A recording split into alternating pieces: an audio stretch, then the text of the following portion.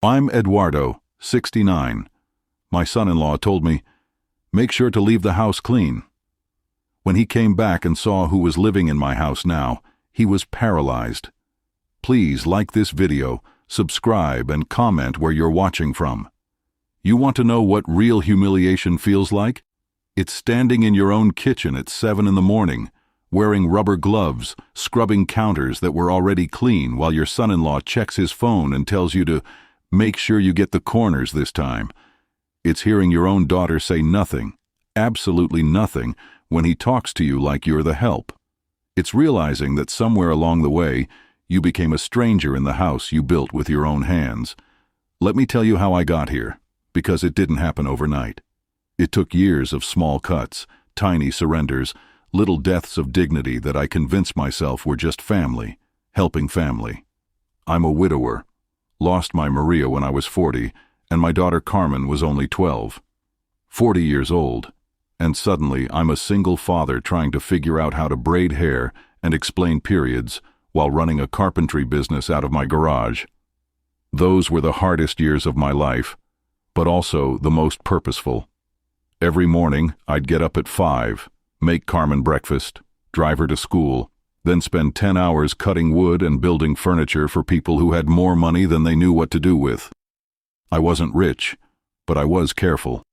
Every dollar went somewhere specific: Carmen's school supplies, her clothes, her college fund. When other guys my age were buying motorcycles or taking vacations, I was saving. When Carmen needed a laptop for high school, I built 3 custom cabinets to pay for it. When she wanted to go to journalism school, I worked weekends for 2 years straight to make sure she graduated debt-free. I was proud of that. Proud that my daughter could start her adult life without the weight of loans crushing her dreams. Proud that when she met David, her future husband, she could hold her head high, knowing she'd earned her degree through her father's sweat and sacrifice. The wedding cost me $18,000.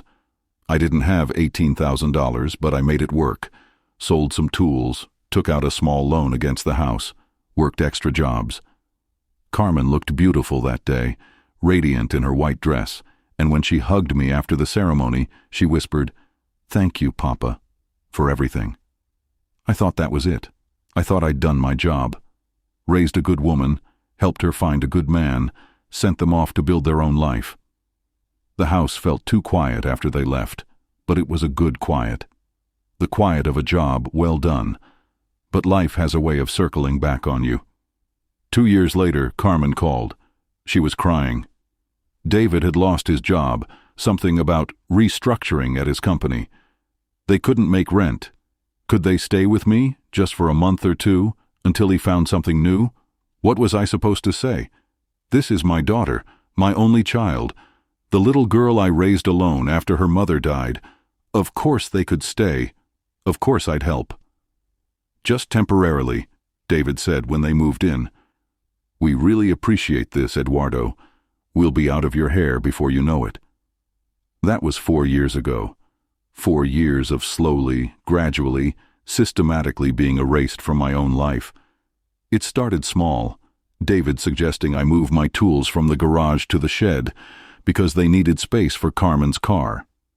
Carmen asking if I could use the guest room instead of the master bedroom because they needed more space for their things. Little requests that seemed reasonable, even considerate.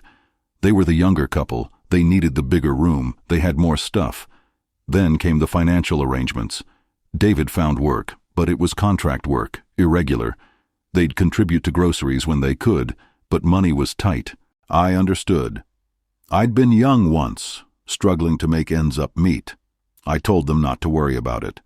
But not worrying about it became the new normal. I was buying all the groceries, paying all the utilities, covering the property taxes and insurance on a house that somehow no longer felt like mine. When I bought the cheaper cuts of meat or generic brands to stretch my budget, David would make comments. "This hamburger is pretty fatty, Eduardo. Maybe you could get the leaner stuff." As if I was being cheap with his food instead of buying what I could afford. The rules started appearing gradually. Don't touch their things in the refrigerator. Don't use the good towels. Don't move their mail. Stay out of the master bedroom. That was their private space now. Use the guest bathroom, even though it was smaller and the shower pressure was terrible. The cleaning orders were the worst.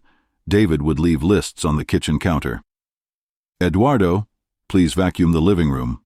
Eduardo, the baseboards need dusting. Eduardo, make sure to clean the stove after you cook. As if I was the hired help instead of the man who owned every brick and board of that house. And Carmen? My daughter said nothing. When David spoke to me like I was an employee, she'd look away. When he criticized the food I bought with my own money, she'd nod along. When he handed me cleaning supplies and pointed to spots I'd missed, she'd just disappear into their room. I told myself she was caught in the middle. I told myself marriage was hard, that she had to support her husband. I told myself a lot of things to explain away the fact that my daughter had stopped seeing me as her father and started seeing me as an inconvenience. But the breaking point came 3 weeks ago when I was looking for the tablet to check my email. Carmen and David shared it, left it lying around the house. I found it on the kitchen counter, and when I picked it up, I saw their text messages were still open. David, we need to move on the POA thing soon. Can't wait much longer. Carmen, I know, but he's going to resist. Maybe if we frame it as protecting his assets. David, the refinance paperwork is ready. Once we get power of attorney, we can access the equity. He'll never have to know. Carmen, what if he finds out? David, what's he going to do? Kick out his own daughter? He needs us more than we need him.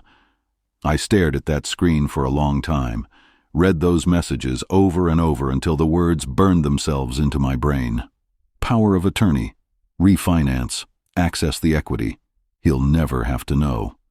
They were planning to steal my house, not quickly, not violently, but slowly, legally, with documents and signatures and the kind of bureaucratic theft that looks legitimate on paper. They were going to have me declared incompetent, take control of my finances and mortgage my home, the home I'd spent 30 years paying for, to fund whatever scheme they had in mind. And my daughter, my little girl who I'd raised and sacrificed for and loved unconditionally, was in on it. I set the tablet down exactly where I found it, walked to my room, the guest room, because I was a guest in my own house now, and sat on the bed I'd been sleeping in for 4 years. The bed in the room where I kept my clothes in one small dresser because the closet was full of their extra things. I could have confronted them, could have screamed and raged and demanded explanations, but I didn't, because somewhere in the rage and hurt and betrayal, I found something else. Clarity. I knew what I had to do. The next morning, I called my brother Raphael. We hadn't spoken in 2 years. Family grudges die hard. But Raphael was ex-military, worked in property management now, and understood things like contracts and leases and legal rights.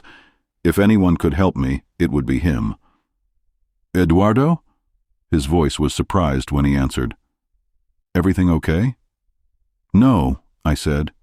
No, Raphael, everything is not okay. I need help. I told him everything.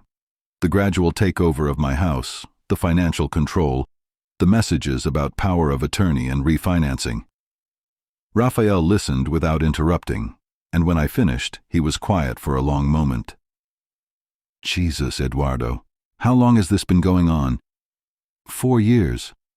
4 years. His voice was hard now, angry. And you let them treat you like this for 4 years?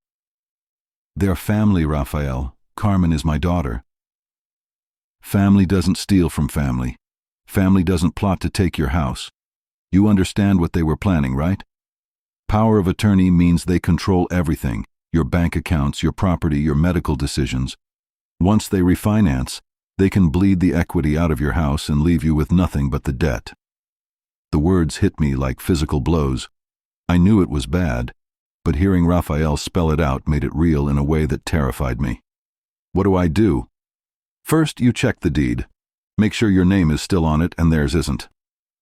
I found the deed in my filing cabinet exactly where I'd left it 30 years ago. Eduardo Ramirez, sole owner. No other names.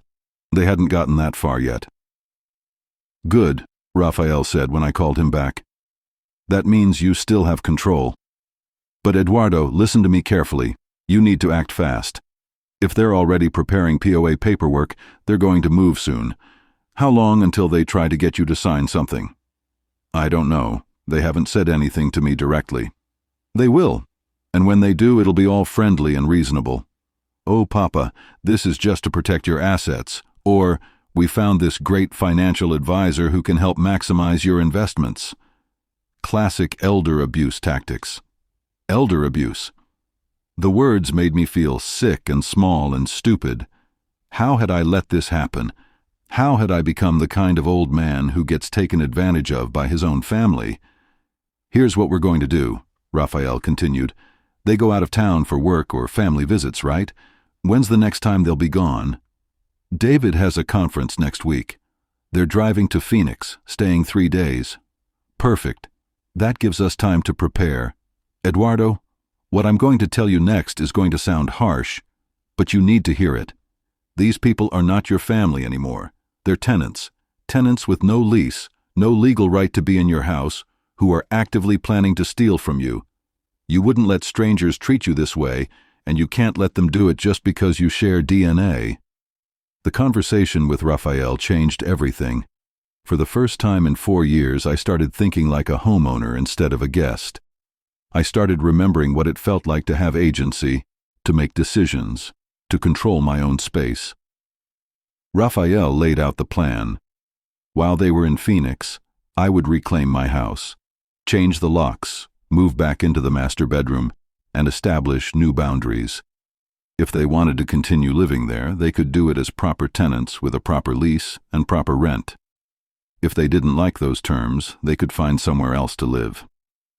What about Carmen? I asked. She's still my daughter. She's your daughter who was planning to steal your house, Raphael reminded me. Love her all you want, Eduardo, but love her with boundaries.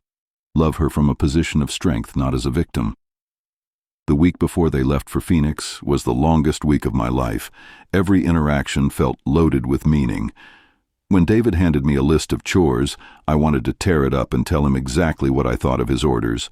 When Carmen asked me to pick up her dry cleaning, I wanted to ask her when I'd become her personal assistant.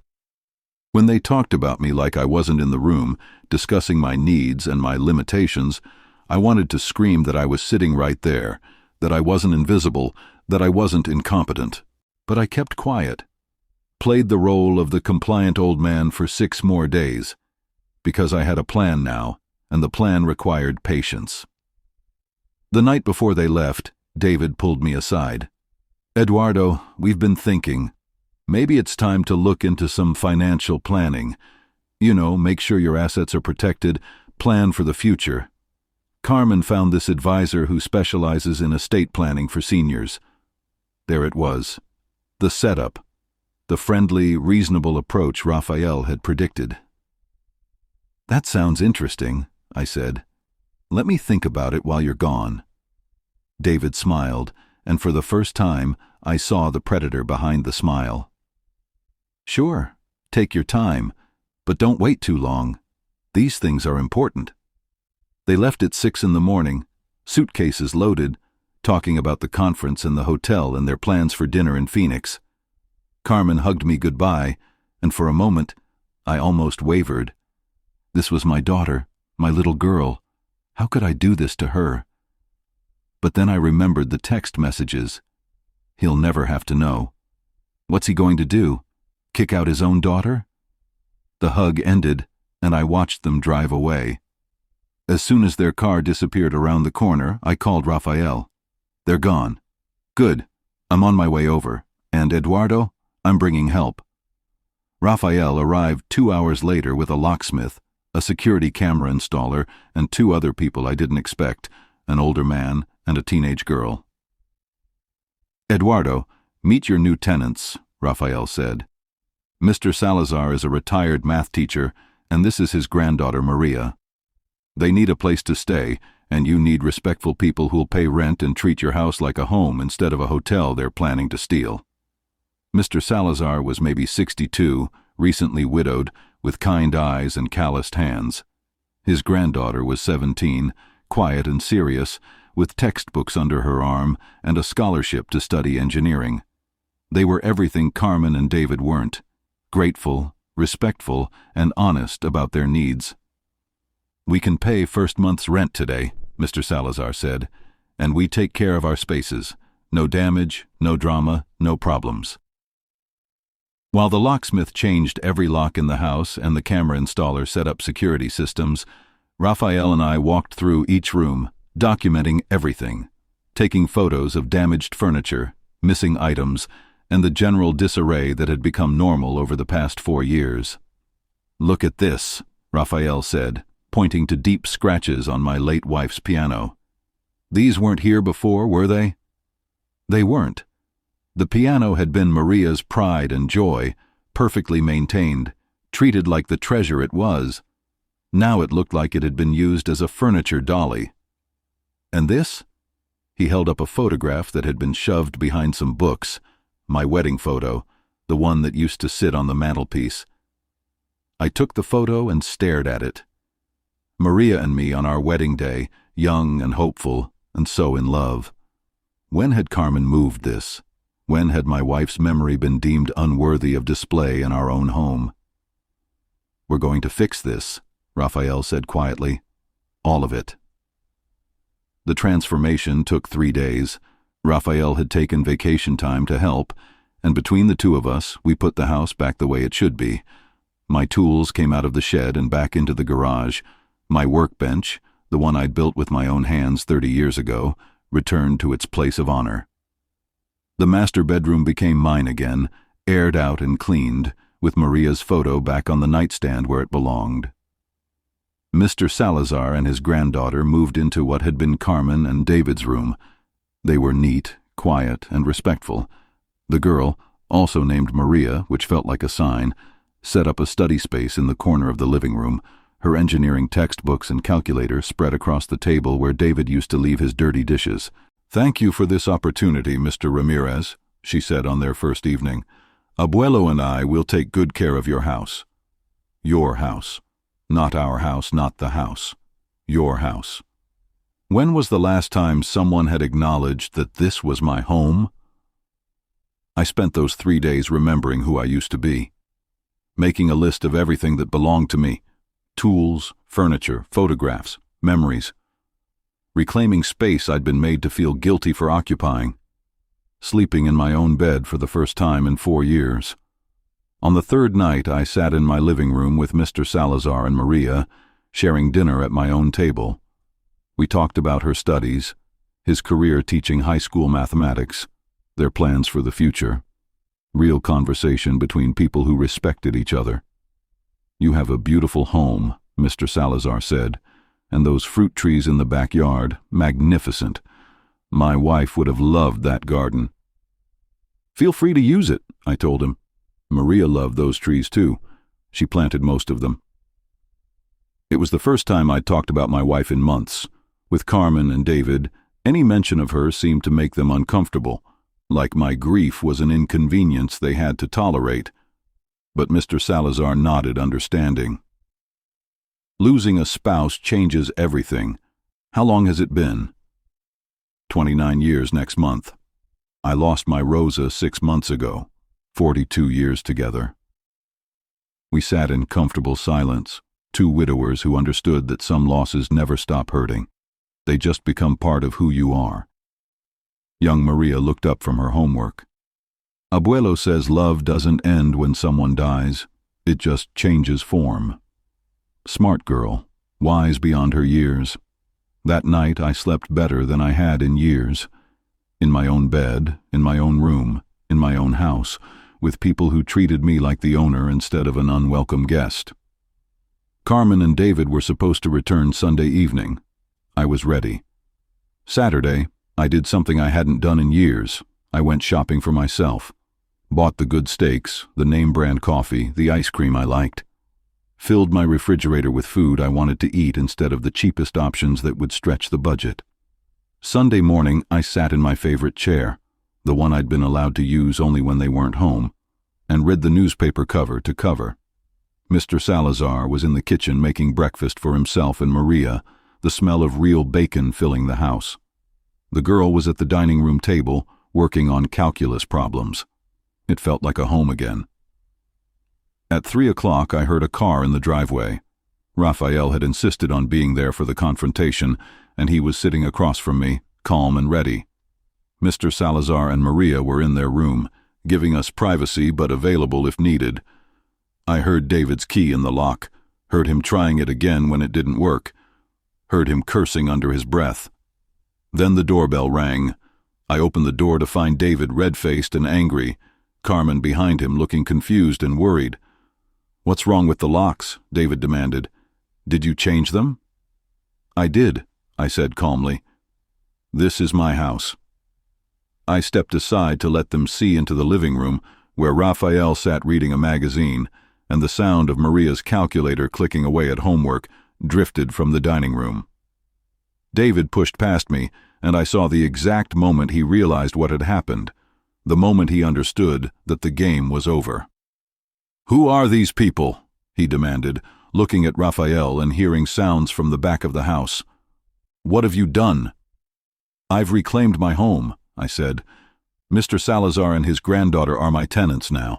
They have a lease, they pay rent, and they treat my house with respect." Carmen found her voice. "Papa, what's going on? Who changed the locks? Who are these people?" I looked at my daughter, really looked at her, for the first time in years. When had she become a stranger? When had the little girl who used to help me in the workshop become this woman who would plan to steal my house? "Sit down," I said. "Both of you. We need to talk." Raphael set down his magazine and gave them the kind of look that made it clear this wasn't a request. They sat. "4 years ago you asked to stay here temporarily," I began. "I said yes because you're my family, and family helps family. But somewhere along the way, temporary became permanent, and helping became taking, and family became something I don't recognize." "Papa," Carmen started. "I'm not finished." My voice was steady, controlled. "For 4 years, I've been treated like hired help in my own home, ordered around, told what to buy, where to sleep, what I can and cannot touch. For 4 years, I've supported 2 adults financially while being spoken to like a child." David was getting red in the face. "Now wait just a minute." "No, you wait." Raphael spoke for the first time, his voice carrying the authority of someone who'd dealt with bigger problems than small-time grifters. "Let him finish." I pulled out my phone and read from the screenshots I'd taken of their text messages. Every word about power of attorney, refinancing, accessing my equity, making sure I'd never know what they were planning. Carmen went pale. David tried to bluster. "Those messages are private."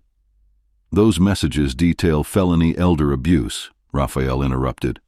"Financial exploitation of a senior citizen, conspiracy to commit fraud. We've got them all documented, with dates and times." I watched my daughter's face as the reality settled in, the reality that they'd been caught, that their plan was blown, that their free ride was over. "We can explain," she started. "No explanation needed," I said. "I understand perfectly. You were going to have me declared incompetent, take control of my finances, and steal my house. What I don't understand is how my daughter, the daughter I raised alone, the daughter I put through college, the daughter I walked down the aisle, could look me in the eye every day while planning to rob me blind." Carmen started crying. Real tears, but I couldn't tell if they were from guilt or from getting caught. "We weren't going to steal anything," David said. "We were protecting your assets, making sure you could access my equity," I finished. "Making sure you could mortgage my house without my knowledge. Making sure you could take what I spent 30 years building." Raphael leaned forward. "Here's how this works. You have until 6 o'clock tonight to get your personal belongings and leave. Anything you don't take tonight you can arrange to pick up later, but you won't be doing it unsupervised." "You can't kick us out," David protested. "We live here. We have rights." "Actually, you don't," Raphael said, pulling out a folder. "You're not on the deed, you have no lease, you've paid no rent. Legally, you're trespassers who've been living here by permission of the owner, permission that's now revoked." "Papa," Carmen said through her tears. "We have nowhere to go." "You had somewhere to go 4 years ago before you moved in here. You'll figure it out." "What about the grandchildren? You're going to keep us from seeing our kids?" This was the hardest part, because I did love my grandchildren, and I wanted them in my life, but not at the cost of my dignity, my security, and my home. "You can see them," I said, "here, with proper notice at scheduled times, but you can't live here, you can't use this house as your personal bank, and you can't treat me like your employee anymore." The next few hours were ugly. David raged and threatened. Carmen alternated between tears and accusations, but Raphael had prepared for this, had everything documented and legal. At 5:30, they loaded the last of their belongings into their car. Carmen turned back at the doorway. "I can't believe you're doing this to your own family." "I can't believe my own family was planning to steal my house," I replied. And that was it. 4 years of gradual abuse, weeks of planning, and it was over in a single afternoon. That night, I sat in my living room with my new tenants, eating dinner at my own table. Mr. Salazar had made rice and beans, and Maria had done the math to figure out exactly how to split the grocery costs fairly. "Are you okay, Mr. Ramirez?" Maria asked. That looked very difficult. "It was difficult," I admitted, "but sometimes difficult is necessary."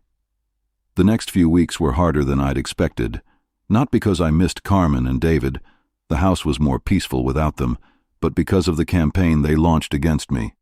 David started with the family, called my cousins, my neighbors, anyone who would listen, painting me as a senile old man who'd been manipulated by my brother into throwing out his own daughter. According to David's version, I was suffering from dementia, and Raphael was taking advantage of my confusion to isolate me from my family. The story spread through the neighborhood Facebook group. "Poor Eduardo has been brainwashed by his brother. Someone should call Adult Protective Services. This is elder abuse." Elder abuse.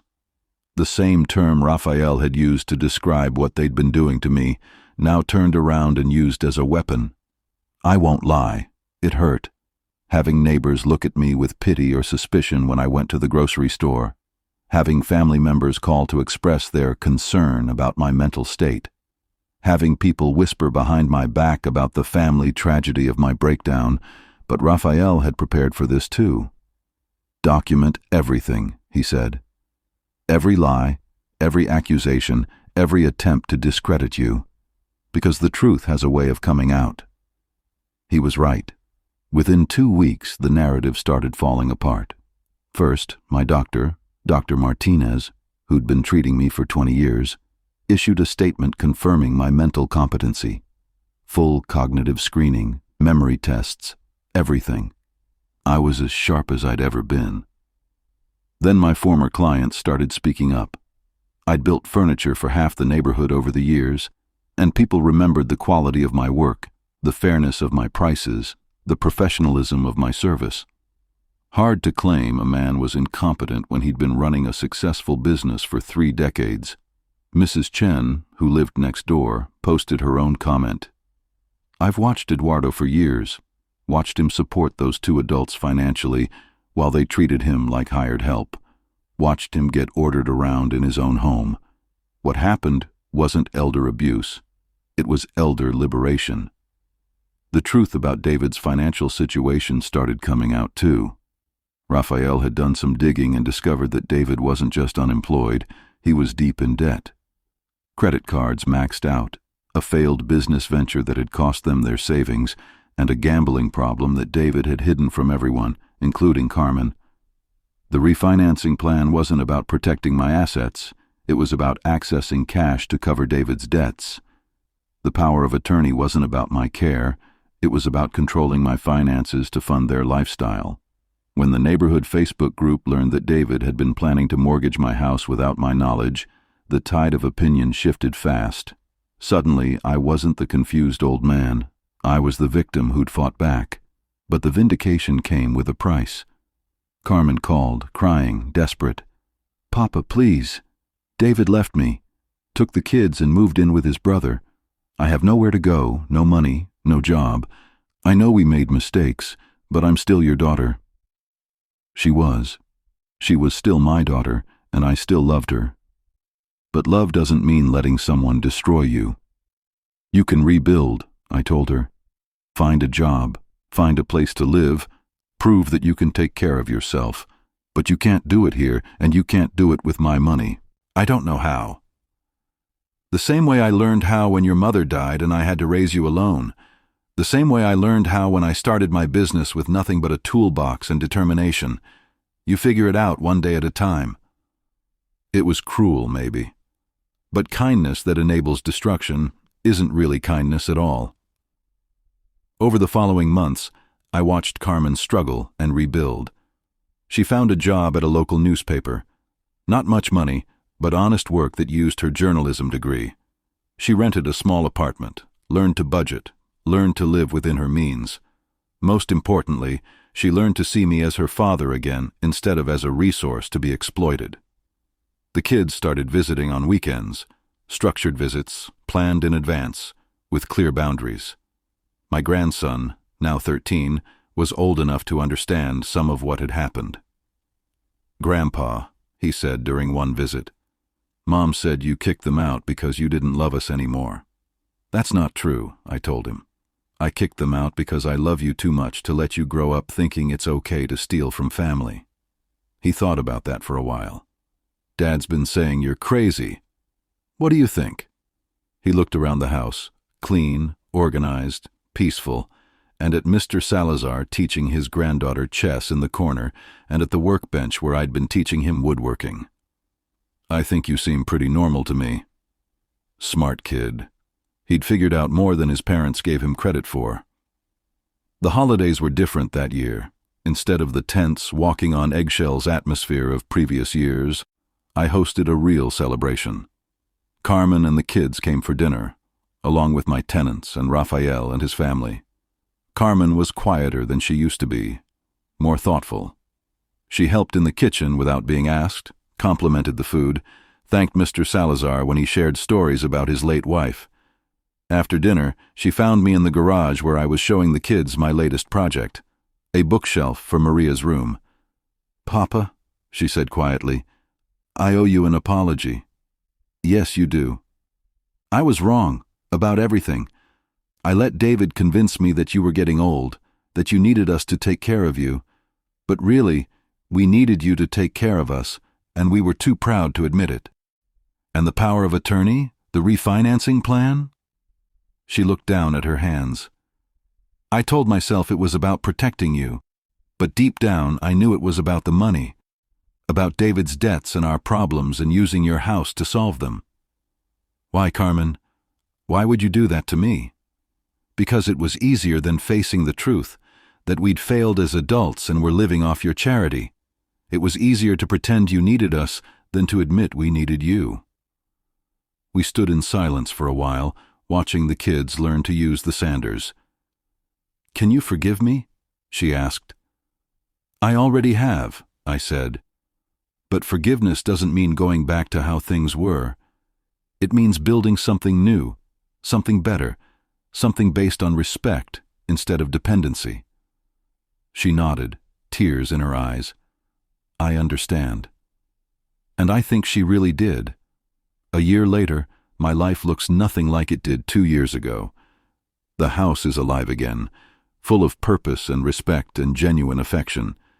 Mr. Salazar and Maria have become family, the kind of family that builds each other up instead of tearing each other down.